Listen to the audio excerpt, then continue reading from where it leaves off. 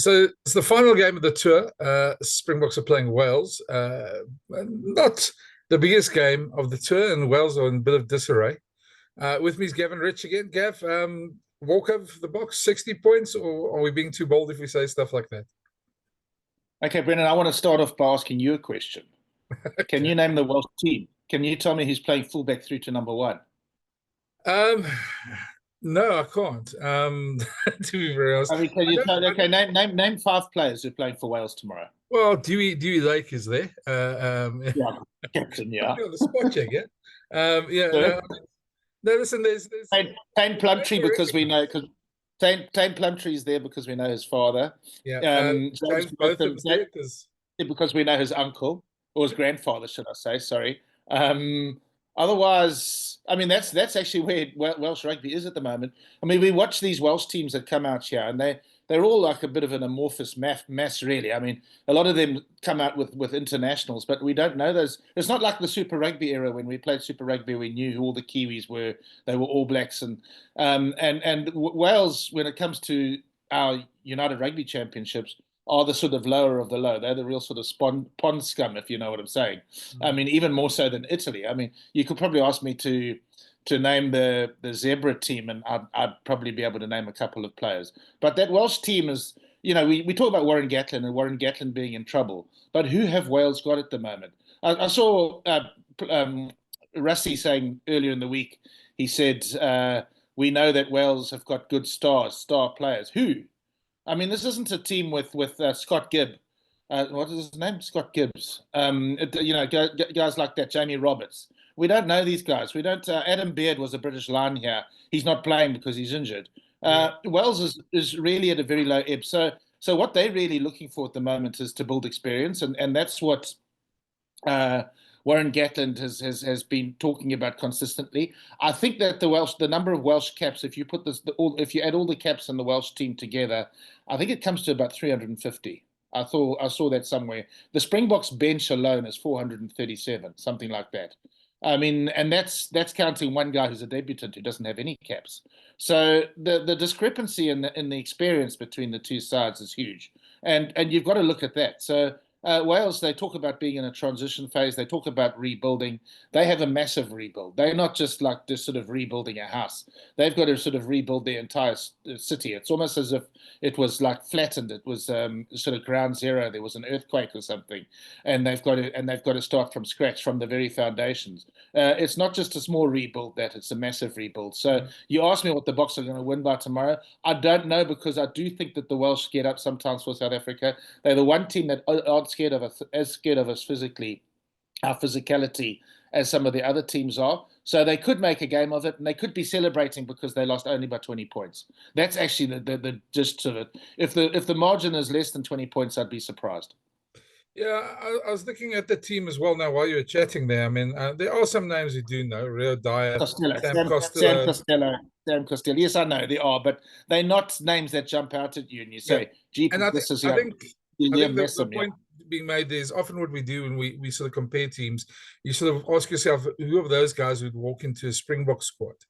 And Adam Beard's somebody who might make a squad. And he's probably their best. They don't have an Alun Wyn Jones anymore, or Jamie Roberts. Those guys who used to already, when you saw their names on a team sheet, you would, I don't say you'd be scared, but you'd say those are guys who can give us problems. There's not many of those players there, and plus, even now, if you look back, they played this Welsh team at Twickenham a couple of months ago, and they beat them by 40 there. So, yeah, the whole we've seen South Africa there at the stage before Russia and them came along, where in Alistair's time, all the talk was about whether the coach should be fired, whether, all the results going the wrong way, etc. And we know the sort of pressure that it does. So there could be a bit of a back against the wall performance. But at the end of the day, the Bok quality is just going to be too much for Wales this weekend. Are the Welsh actually playing for their coach? Look, they were very brave in the second part of the first half last week. I don't know if you watched that game, but they were very, very good for a while. entire 80 minutes, maybe they will stretch the Boks. Maybe they'll only lose by 20. But it's just, you mentioned the Twickenham game. The Twickenham game was back in June. It was the start of the South African season. It was a very mixed-up. Jordan Hendricks is playing on Saturday, and he played then. And he was one of a couple of Newcastle. If I remember correctly, Edwin van der Merwe played his first game then. BJ Dixon, did he come in off the bench in that game? I can't remember, but it was, and obviously Sasha Feinberg and Gomazulu played his first game. He came in off the bench and he kicked that monstrous penalty. So there were a lot of new caps in that game. Peter Steph du Toit was captaining them, if I remember correctly. It was the start of a new season. There would have been good reason for the Boks to be rusty that day, and they were. On Saturday, for the first time in a while, they've almost retained the core of their frontline team. I mean, I know with Ox pulling out yesterday, it's now like less than half of the frontline team. But still, if you look at the bench, you've got Earman and you've got a massive. You've actually got a proper bomb squad on Saturday, because I always sort of think of the bomb squad as when the configuration enables you to play an entire second tight five. And with Archia and Earman on the bench, and obviously the full front row, they can actually replace the whole front five. So to me, that's a bomb squad. To me, if you actually didn't have a loose forward reserve and you just had those five, that would still be a bomb squad. So they've got that on Saturday. So if the Boks did get into any kind of trouble, I mean, they've got that backup on the bench. I thought that Andre was outstanding last week, actually, by the way, against England. We haven't spoken since then. But when he came on, I'm not saying that Marnie played poorly. I thought Marnie played actually quite well. He had that little cross kick that scored the one try. If I remember correctly, it was also his cross kick that set up Kurt Lee, who then set up Grant Williams for. Okay, it was Grant Williams' try. It was very much a solo effort, but it was the aerial win there off a Marnie kick that set them up. Marnie did play well, and he brings to the Boks what Rusty's looking for, is that flair. But when Andre came on in a difficult stage of the game, they kicked on him quite a bit. He invariably, he caught it comfortably every time. He often made ground after catching it.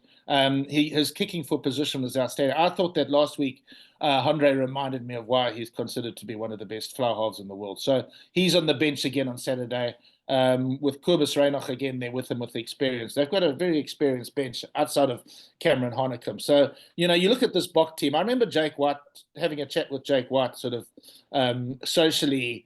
I think he was in a hospitality suite at Newlands during 2009 when the Springboks were on that run where they won the Tri-Nations. I think they were playing the Wallabies in a Tri-Nations game at Newlands, and that was after beating the Lions and so forth. And I remember asking Jake over a beer. I think it was in the Hybrid Sofika box, actually.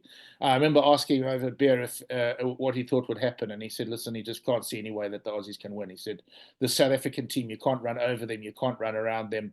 And they've got so much depth, and I would say the same, particularly when you're playing against Wales, who are really, to be honest, and not wanting to be unkind, but they are a nothing team at the moment, at the start of a rebuild, at the very embryonic stage of a rebuild. Yeah, I mean, to me, I think everything goes more about the Bok performance and how they play on Saturday, more than what Wales can bring. Because even Wales' best, I think this Bok team has, even this Bok team with a couple of youngsters at half. I mean, the halfback, the brothers, the rest of the team is so experienced. They've been in every sort of situation before, and they have several ways of winning games. To me, I think the one thing that Rusty's done with the team selection, with that experience, is show they want to win this game well. They want to create a statement, and if that unfortunately says goodbye to Warren Gatland, that's the case. But they want this unbeaten record from this tour. Well, we did speak about this earlier in the week, you and I, in conversation.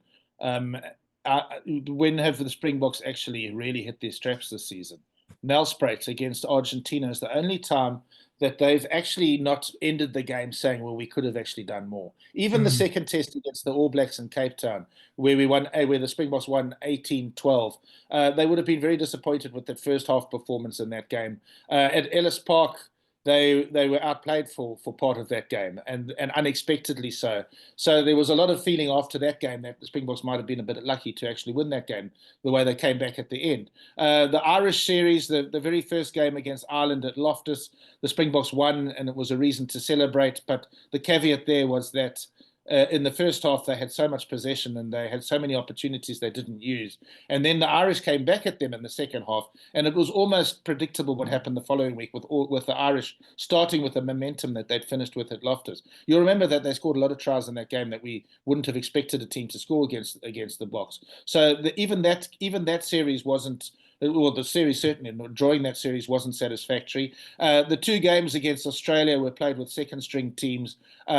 We celebrated them, although they weren't perfect performances. We celebrated them because they were away and because we had a South African team that was experimental. They went on to play Portugal after the Ireland series, of course, and we recall that there was that red card and that the Springboks shipped some tries. So although there was a lot to celebrate, there was also a lot to feel a bit not concerned about, but not completely satisfied. And then the Argentina game that they lost in the rugby championship in Argentina obviously wasn't something to celebrate either. So there's really is, when you think about it, there really is has it been only one, because last week against England, although I think that a 9-point win over England at headquarters is something to celebrate, and the Springboks should celebrate it. There was still a little bit of unhappiness there because they felt that they didn't fully hit their straps either, and that was understandable because Rassie keeps changing the team, but he's doing a good thing because he's bringing players through. Yeah, I was going to say part of that problem is that when you make 10, 11 changes every week, that continuity and look at long term, it's probably going to benefit them a lot more. But yeah, short term, that continuity and hitting their straps is something that you lose.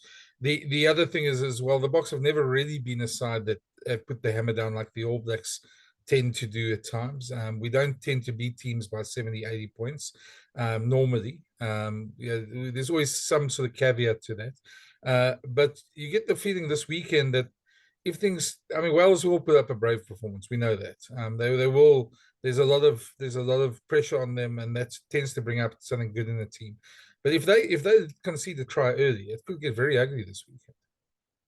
Well, absolutely. You say that the Springboks don't win by 70 or 80 points. And part of the reason, or the main reason for that, is that the Springboks also haven't had the game plan, the all-encompassing game plan that the All Blacks have had. So they'll get forward dominance, but they'll grind opposition down. I mean, when the Springboks do win big, it's normally because they've suffocated a team, and then that team's just basically got no air left. And then the Springboks, and it's normally, I mean, I'm talking out of the top of my head now, but I think if you look back at the really big Springbok wins over the years, they've probably always been mostly been on the half felt, because at the half felt it does make a difference. Once a team is suffocated and they're gasping for air, they're in real trouble. So yeah, no, it's to me let's go back to the Cape Town game. After the Cape Town game, you and I spoke on this forum, and we were talking about, I mentioned the word growing pains, that the Springboks were winning despite their growing pains. And we mustn't forget that the Springboks are changing, some fundamental aspects of the way they do things. I mean, they don't go out there to, they play a lot of four-man line-outs. A lot of it is geared around what Tony Brown wants in terms of manipulating opposing defences. There's a lot of innovation. It's not the old South African style of, okay, we're always going to throw it to these certain positions in the line-out, and then we're going to maul it. They don't always do that anymore. So there's a complete different mindset to the Springboks the way they play now.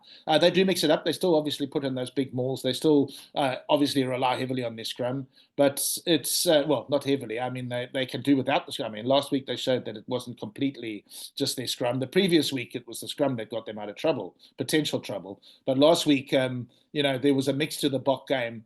And, I think some of the British writers wrote it was an uncharacteristic Boks performance because there wasn't the usual brutality. But we can bring that brutality. And I think that Wales could be in big trouble on Saturday. The only thing is that they conceded 50 last week. So they've got to have worked on their defence. They've got to have worked. They'll go out there. It almost goes back to what we were talking about England when they played against Australia, where you have a different mindset when you play against Australia. The Welsh might have thought when they were playing against Australia, listen, maybe we can play a bit, maybe we can chance our arm, maybe against Australia we can get away with trying to throw the ball, or to be a little bit looser. Whereas against the Boks, I suspect they're going to come out and just going to actually want to keep the score down. And I think that could make it a bit of an ugly game. I think also when you looked at that Wales-Australia game, I think often happens, we've seen it happen in a lot of games over the years, is that suddenly you go 10 points down and you try something and the opposition scores an intercept try or gets an easy try, and then things fall apart very quickly. And that was the sense I got about Wales, that everything just went wrong for them, and they couldn't get back up. In Australia, on that dominance, just hit home. I think there has to be a little pressure on Wales. I've heard from friends who say to me that they're offering tickets for £10, and a lot of the Welsh guys don't want it. And you're saying all the South Africans are snapping up, so we might see a lot of South Africans in that crowd at the Millennium Stadium, which would be unusual. It is snowing outside, but the roof is closed, so that's always good. But yeah, looking at the BOK stuff, I mean, now that Ox is out, it's a different front row. That I felt Wilco last week wasn't bad. He was good in the scrum. He defended well, but almost like he was just that half a second off Test rugby pace that he hadn't played for quite a while, and he needed to get back used to it. He'll be better this week. Of course, that's a hell of a front row that they put up there. I mean, Thomas must be about 130, 140 kgs, and Wilco's 140 odd kgs. The tank and the fridge in the front row, that's a hell of a heavy pack that they put up against them. I don't know when last Thomas has played. I haven't been watching Bart, so I don't know when last he's played loosehead, but he's very versatile at loosehead, so I don't think they lose anything there. But yeah, I mean, Wilco, I'd like to see obviously a bit more ball in hand with him, because he does tend to be a very decent runner for the Bulls when he plays for them. Well, it's funny you should say that. I actually thought that Wilco was better around the field than I thought he would be. I remember watching a replay and actually seeing him in shape quite a few times. He put in quite a few tackles. In fact, if I remember correctly, there was a stage when he'd put in the most tackles or something to that effect. No, he's good in defense. Yeah. I mean, I actually saw him. I don't know if I agree with you about him being off the pace, but I mean, if he's better against Wales, then that's cool too. I just and when you talk about Thomas, I actually expected him to be at loosehead this week in the first place.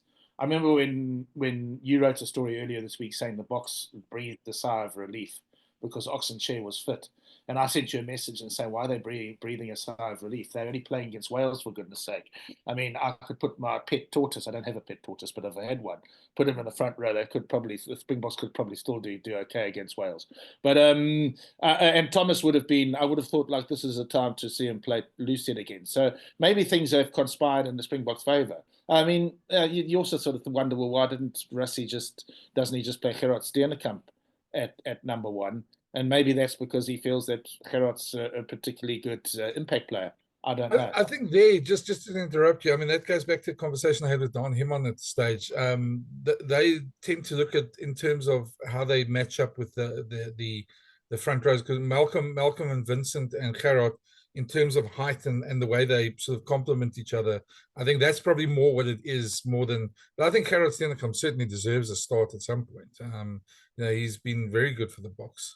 So I felt sorry for him against England with that yellow card. That wasn't his fault. I mean, it was just a poor guy in the wrong place at the wrong time. Well, he's done very well. I mean, a couple of your Billikies have done quite well. Because I was just thinking earlier today that the bloke who's really sort of like made great strides as an international player this year is Ulrich Lowe. I mean, you remember, you go back a couple of months, Ben Jason Dixon was supposedly the next Peter Steph du Toit. And I'm not saying he's not, because Russie probably has a plan and he's probably told him to go back and play regional rugby or franchise rugby and work on certain things. So, I mean, I'm not saying BJ's not going to come again, but certainly Ulrich has taken his opportunity more than BJ did in this opportunity. So, Ulrich's been hugely impressive and he's playing, he's playing in a position that I always sort of consider him a number 8, but now he's playing a lot as a 7. So Ulrich Lowe's playing, and I'm glad he's playing tomorrow. I'm actually pleased with the way Russie selected his team for Saturday, because he had to give guys a chance. I mean, somebody like Jean Klein's on tour, so he must play. But at the same time, he's giving his top guys another run as well. I mean, even if they're playing off the bench, they're getting another run. Evan, I mean, is there a game that he's missed this year? Well, yeah, I think this is probably the first that Peter Steph's missed in a long time as well. So, I mean, Evan's just, he just doesn't seem to stop. And I mean, he's going to rack up 300 caps by the time he finishes. But yeah, he's amazing. But I mean, that goes back to what I said about him wanting to make a statement with this game. I mean, if he really wanted to, he could have drafted in a bunch of the youngsters like he probably would have, like in June, and he probably still would have won the game, but he hasn't. The Jordan Jaden thing is an interesting one to me because I mean they're obviously both very good players. I sometimes feel Jordan's more going to end up at fullback than he's going to be at 10. But yeah, them playing together is obviously something he's wanted to do to give them and their family sort of that sort of thing of them playing together. I haven't seen them play together, so it's going to be, for me, that's an interesting one to watch. I'm not sure what to expect. Jordan hasn't always come across as the most dominant fly-off in terms of controlling a game for me. I don't think you've watched the Sharks enough recently. Jordan's he's actually played done fullback really well for them most of the time. So. No, he's been fly half for the URC the most recent URC games. He's a good, and I remember speaking to John Plumtree, at a function in Joburg before the All Black game in August, and I remember him saying to me that when Jordan arrived, they weren't sure, and then after a couple of practices, David Williams, his attack coach, said, "No, this guy's definitely a fly half." But obviously, when Afaleli Fassi was away, he played fullback. But I think Jordan is a fly half, and I think that Jordan is the big benefactor of Rassie's selection policy for tomorrow, in the sense that if you choose a team and it's completely second stringers, then if you're playing at the fly half, you don't have that good an opportunity to impress because you're playing with a more callow pack who might not get quite the same dominance that a first string pack will get. So Jordan's in a situation that's not dissimilar to the one that Marnie was in Nelspruit 8 weeks ago, in the sense that the Boks have got a pack that can give them good dominance, good go forward ball. I thought Jordan was okay against Wales in that game at Twickenham back in June. I thought he played okay, but at the same time he was nervy. You could see he was nervy. I think he's grown. I really think he's grown in the last little while. Maybe changing franchises or changing provinces can work for you in some way. He's now in a province with a lot of Boks around him. He's no longer the sort of go-to man in a more inexperienced team. He's only 22. I mean, or was it just turned 23? I can't remember. He's just turned 22 or he's just turned 23. I checked on it earlier this week. But either way, he's still very young. Yeah. And I think that Jordan's is a great footballer, and you know that's a story in itself. Is the fly half depth that Rassie is developing, because he's got Andre, who I think is, who reminded me last week that he is actually he's the most reliable guy in the whole system. You've got Sasha Feinberg on Mazulu, who's going to be the most reliable guy in the whole system in a couple of years' time, probably by about 2027. You've got Marnie, who's just a great attacking player and almost like South Africa's Marcus Smith, a guy who sort of can look one way and kick the other, and he's certainly there for certain requirements, horses for courses. Then if Jordan comes through, and I think that he will, and I think that if he was playing in any other era, he might almost be like in the top 2 South African fly halves by now. If Jordan comes through, we've actually then got 5 fly halves, because let's not forget that with Afaleli settling now at fullback, we're going to have to find a place for Damian Willemse when he returns. And I'm not saying he'll play just fly half. And I think Damian will carry on sort of dovetailing with Fassi at fullback as well. But Damian Willemse played fly half for the Stormers against Munster in a URC game a couple of weeks ago. And he won the game for the Stormers. And he reminded us then that he actually played a lot of his early rugby at fly half. So what I'm not saying is let's make Damian Willemse the first choice BOK fly half. What I am saying is that we've got 5 top fly halves. Well, Damian Willemse on any given day can wear the Springbok number 10. The one name that was there 6 months ago that's no longer there, not even we're talking about, is Siya Masuku. Nobody's talking about him anymore, and I mean, you hope he comes back. If he does come through at some point, you'd have 6. But that competition's getting very tough there. The one we also, on Siya Masuku, I always felt that he benefited a bit from Kerwin Bosch, in the sense that the Sharks were so desperate for somebody who would sort of play closer to the gain line and play more sort of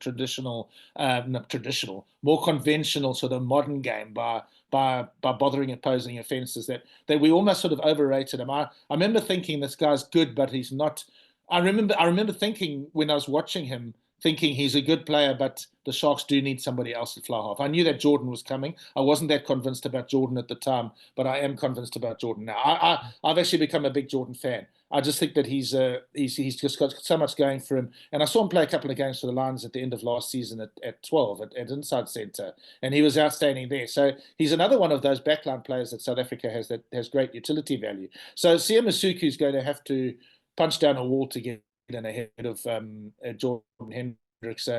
Unless Jordan Hendricks is injured, or unless Fussy is injured, which means that Jordan Hendricks has to go to fullback, I don't think Sia Masuku is going to come through in a hurry. Yeah, no, well, look, he's got a mountain to climb there. The one we haven't spoken about is the one I'm very excited about as a Pretoria man, is Cameron Hanekul. All the hype about Wales was all for nothing from their side.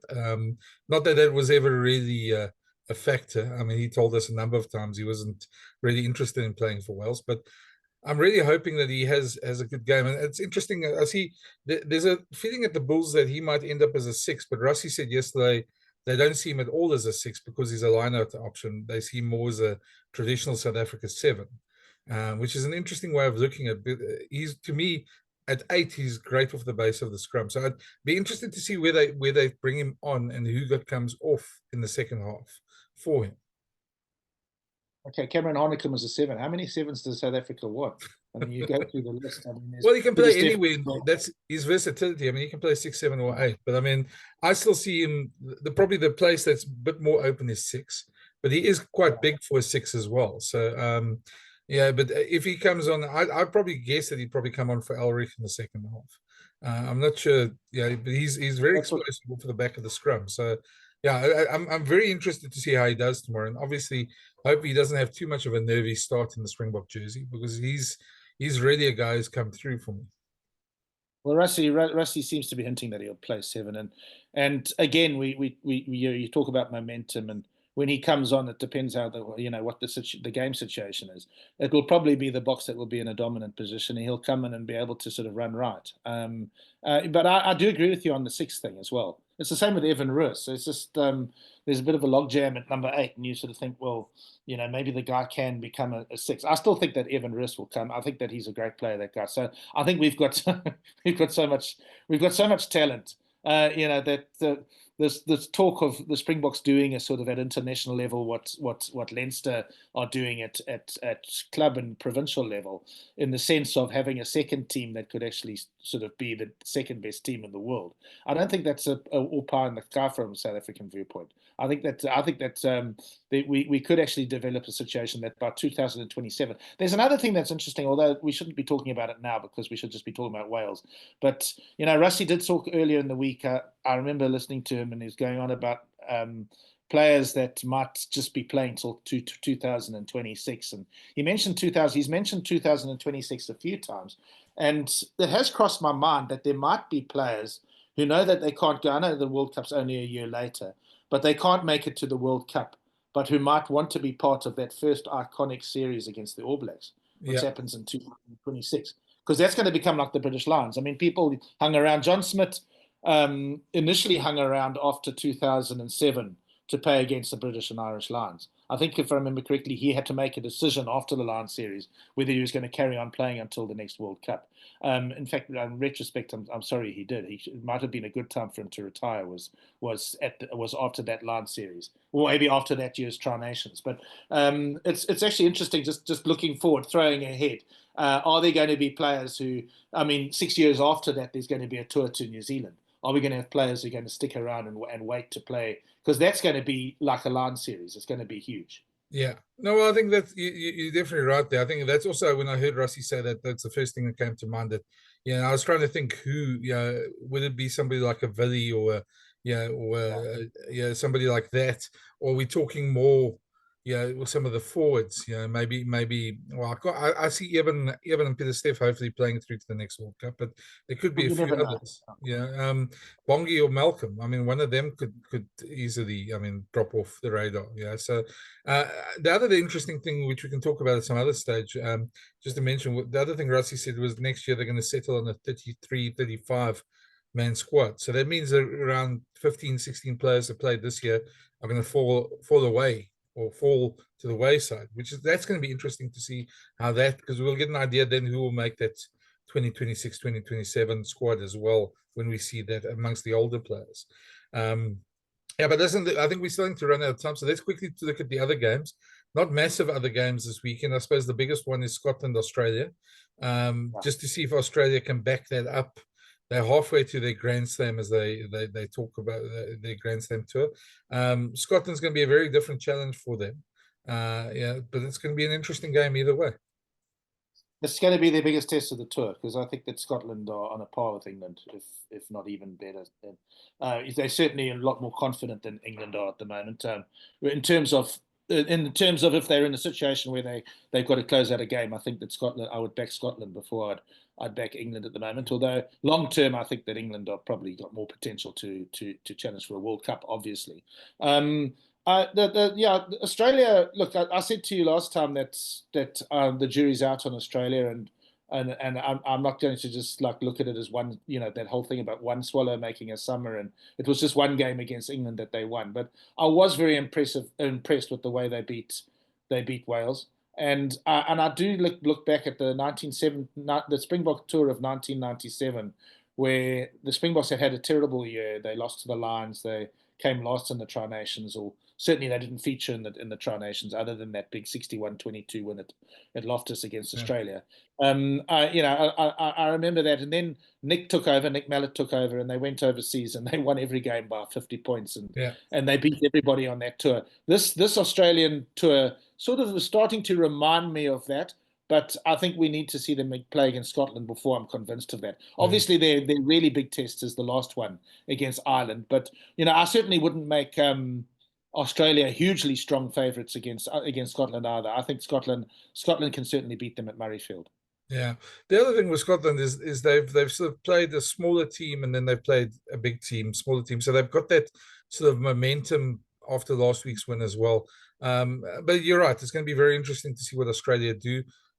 If they beat Scotland, then certainly the tour's undoubted success. They're definitely better than they were in the Rugby Championship.